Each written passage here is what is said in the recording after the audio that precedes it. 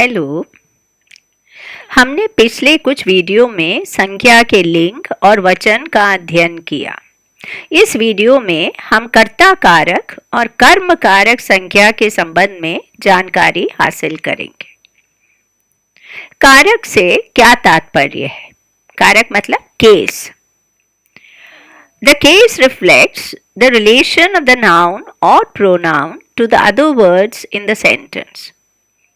मतलब कि एक सेंटेंस में, एक वाक्य में कई शब्द होते हैं, तो उसमें जो नाउन या प्रोनाउन है उनका अन्य वाक्यों से, अन्य शब्दों से क्या संबंध है, ये दर्शाता है कारक।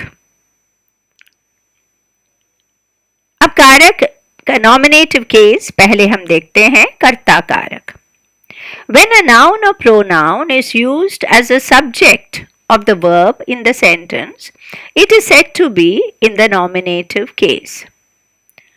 मतलब सेंटेंस में जो नाउन या प्रोनाउन है, यदि वह उद्देश्य के रूप में कार्य करता है तो उसे नॉमिनेटिव केस कहते हैं। अब जो कर्ता का मतलब क्या है? The doer of the action. तो वो नाउन या प्रोनाउन यदि उस सेंटेंस में करता है, the doer of the action है, तो हम कहेंगे कि वो नाउन नॉमिनेटिव केस में है। एक एग्जाम्पल देखते हैं हम। Nina baked a cake. अब इसमें हम ये पढ़ चुके हैं, वैसे पहले जब हमने सब्जेक्ट प्रेडिकेट किया था तो हमने ये देखा था कि वाक्य में सब्जेक्ट को कैसे पहचाना जाता है। तो इस सेंटेंस में नीना बेक्ड अ केक में पहले हमको सब्जेक्ट पहचानना है। तो उसके लिए पहले हम क्या करते हैं कि वर्ब क्या है। वर्ब हमने देखा बेक्ड, और बेक्ड वर्ब हमें जब एक बार मिल गया तो हम क्या करते हैं, क्वेश्चन पूछते हैं हम हु, यदि वो व्यक्ति है, या व्हाट यदि वो कोई वस्तु है। वर्ब के पहले ये प्रश्न पूछा जाता है। जैसे हमने वर्ब है बेक्ड, क्वेश्चन पूछा हु बेक्ड द केक, किसने बेक किया। आंसर क्या मिला? नीना। तो नीना है इस सेंटेंस में सब्जेक्ट। इसलिए हम ये जो संज्ञा नीना है कहते हैं कि वह नॉमिनेटिव केस में है। So the noun Nina is said to be in the nominative case. Why? Because Nina is playing the role of the subject in the sentence. इस वाक्य में वह कर्ता के रूप में है वो नाउन, इसलिए उसे नॉमिनेटिव केस में कहा जाता है। एक और सेंटेंस देखिए। The postman rang the bell. पहले हम वर्ब देखते हैं, क्या है? rang। क्वेश्चन क्या पूछेंगे हम? Who rang the bell? तो क्या मिलेगा हमको उत्तर? The postman। पोस्टमैन ने बजाया ना घंटी, तो the postman। तो सब्जेक्ट क्या हो गया? नाउन क्या है? पोस्टमैन। तो इसलिए हम कहेंगे कि the noun postman is in the nominative case। ये जो नाउन है, संज्ञा है पोस्टमैन, वह कर्ता कारक है। अब ऑब्जेक्टिव केस क्या होता है? ऑब्जेक्टिव केस को एक्यूजेटिव केस भी कहते हैं, हिंदी में कर्म कारक है।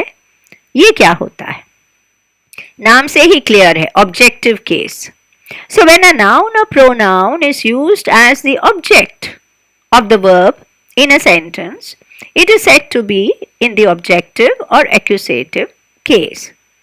मतलब उस वाक्य में यदि वो नाउन या प्रोनाउन किसके रूप में है? कर्म के रूप में है, तो हम उसे ऑब्जेक्टिव केस कहेंगे या एक्यूजेटिव केस में है कहेंगे। सेंटेंस देखिए आप। Linda stitched a new dress. तो जैसे पहले बताया आपको, पहले वर्ब देखना है स्टिच्ड। अब हमको क्वेश्चन क्या पूछना है? लिंडा स्टिच्ड व्हाट, बिकॉज हम ऑब्जेक्ट ढूंढ रहे हैं अभी। तो हमने पूछा क्वेश्चन लिंडा स्टिच्ड व्हाट, उत्तर क्या मिला? A new dress. अब इसमें नाउन क्या है? नाउन है ड्रेस। तो ये जो ड्रेस है, वर्ड जो है वो नाउन, वो ऑब्जेक्ट के रूप में है उस सेंटेंस में।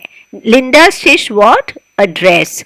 तो ड्रेस जो है वो ऑब्जेक्ट है, इसलिए वो नाउन ड्रेस ऑब्जेक्टिव केस का माना जाता है। So the noun dress is said to be in the objective case, क्योंकि वह ऑब्जेक्ट के रूप में कार्य कर रहा है इस सेंटेंस में।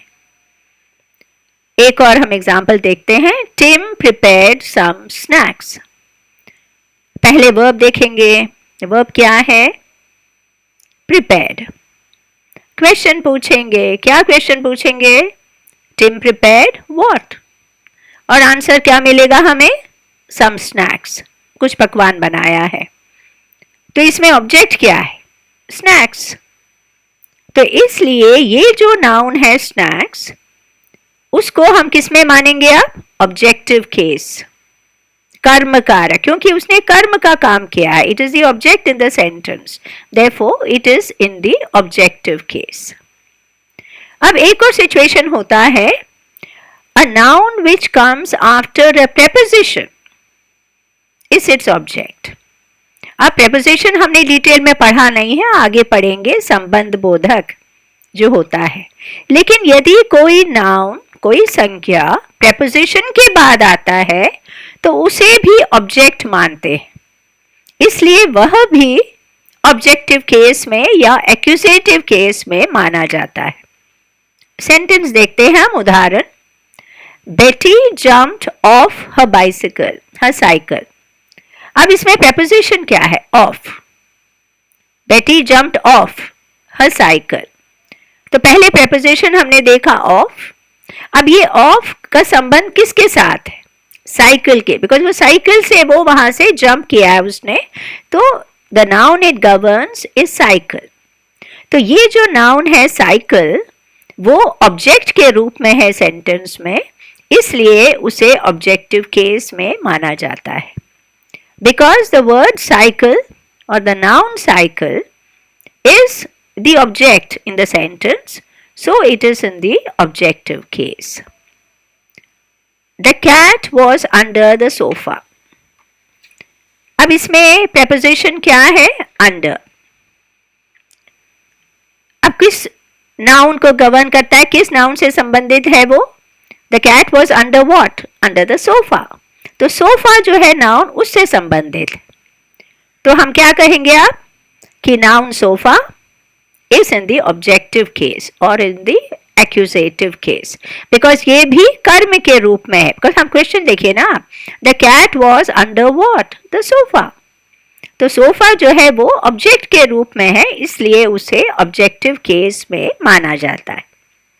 तो ये हमने कुछ उदाहरण दिए हैं समझने के लिए नॉमिनेटिव केस क्या होता है, ऑब्जेक्टिव केस क्या होता है। तो इस प्रकार आप कर्ता कारक और कर्म कारक संख्या से परिचित हुए और वाक्य में इन्हें पहचानना भी आपने सीखा। अपने इस ज्ञान को दोहराने और पक्का करने के लिए teachyaar.com पर क्विक टेस्ट लें। इस सरल टेस्ट को पूर्ण करके सबमिट बटन दबाएं। आपको तुरंत अपने टेस्ट का फल दिखाई देगा एवं सही उत्तर की व्याख्या भी मिलेगी। टेस्ट लेने के लिए अपने मोबाइल फोन से QR कोड को स्कैन करें अथवा वीडियो के नीचे दिए गए लिंक पर क्लिक करें, जो डिस्क्रिप्शन सेक्शन और कमेंट सेक्शन में डाला गया है। नोटिफिकेशन अथवा अधिसूचना के लिए टीचयार के YouTube चैनल को सब्सक्राइब करें। आपको बता दें कि यह वीडियो अंग्रेजी में भी उपलब्ध है।